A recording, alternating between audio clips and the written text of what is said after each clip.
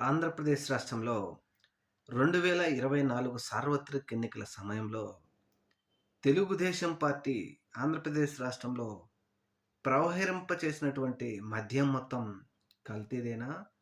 ఈ కల్తీ మద్యం సరఫరా మొత్తం సౌత్ ఆఫ్రికా టు ఆంధ్రప్రదేశ్ నుంచి జరిగిందేనా?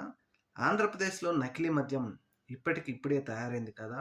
ఎన్నికలకు ముందు నుంచే ఈ ప్లాన్ అంతా జరిగిందా అని విస్తృతంగా చర్చ జరుగుతా ఉంది. ఏది ఏమైనా మద్యం ప్రియులకు మాత్రం బాబు గారిచ్చిన షాకుతో దిమ్మ తిరిగి మైండ్ బ్లాక్ అయింది. ఏం మాట్లాడాలలో తెలియని పరిస్థితిలో ఉంది.